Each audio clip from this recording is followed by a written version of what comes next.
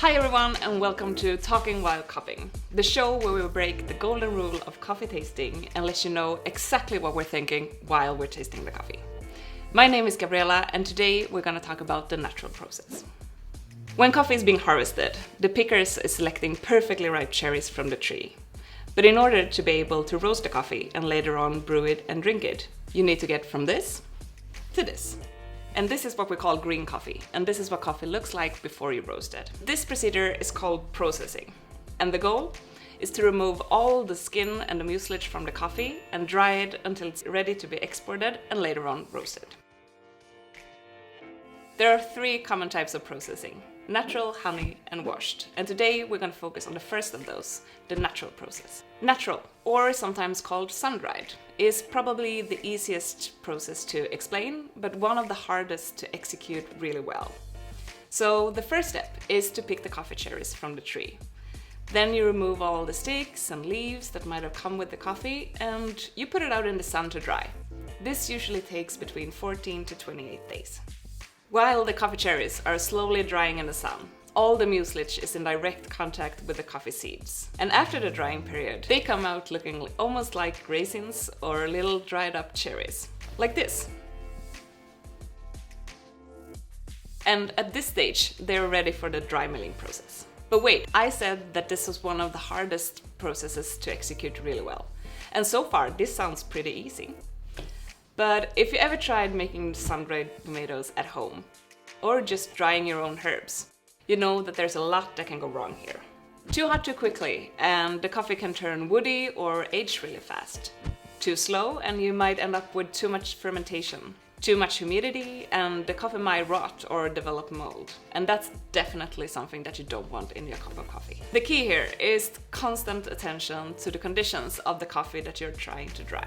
Let's go back to the tomato example. So if you're trying to dry just one tomato at home, you can check on it visually, you can rotate it and change it according to the conditions.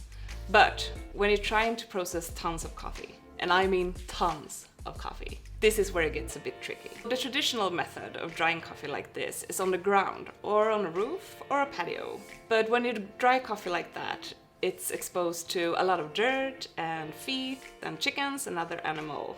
And there's not a lot of airflow around the coffee. A slightly better way is to use raised beds, which is basically just a shading net tied up between two rails. When you dry coffee like this, you get it off the ground, away from the chickens and the feet, you get more air around the coffee, and it's way easier for the workers to get to when they need to rotate the coffee.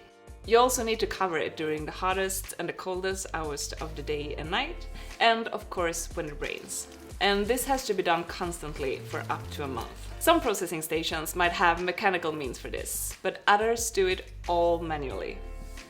And that's a lot of work. One really important thing about naturally processing coffee that people don't think about a lot is the issues with drying so much coffee at once. Most countries have just one huge harvest a year, but when you're using raised beds, you can only process maybe one batch a month. And you can't afford to have coffee sitting around waiting and growing moldy while you're processing another batch. See the problem here? Some producers might solve this by having a lot of raised beds, sure.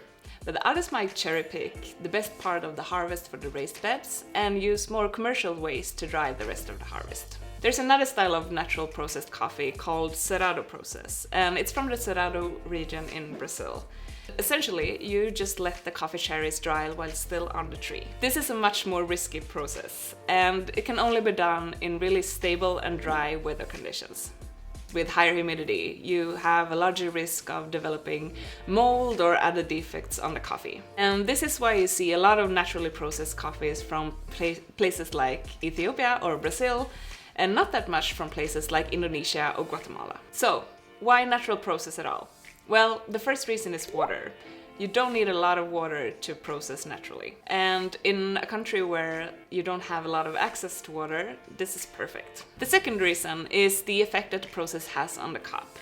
All that contact with the mucilage and the sweet coffee fruit leaves a heaviness and a sweetness that you typically can't find in a washed coffee. It can also increase the natural flavors of that specific coffee. So take a coffee from the Jurgeshev region, for example. If you have a washed coffee from there, you could expect it to be light and citrusy and fruity. But if you naturally process that same coffee, you will end up with a heavier sweetness and more of a tropical fruit bomb. You might have heard a roaster or barista use the phrase, "this tastes funky" or "this tastes natural." Well, that is almost always pointing towards the process of that coffee. In the cup, whenever you smell something boozy or a bit fermented or alcoholic, that is almost always the smell of a natural processed coffee.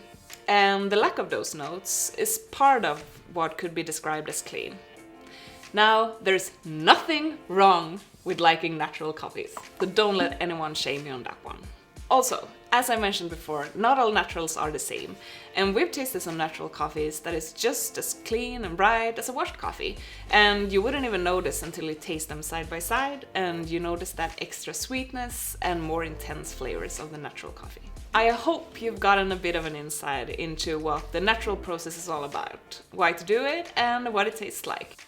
If you have any questions, leave them below, and we'll see you in the next episode.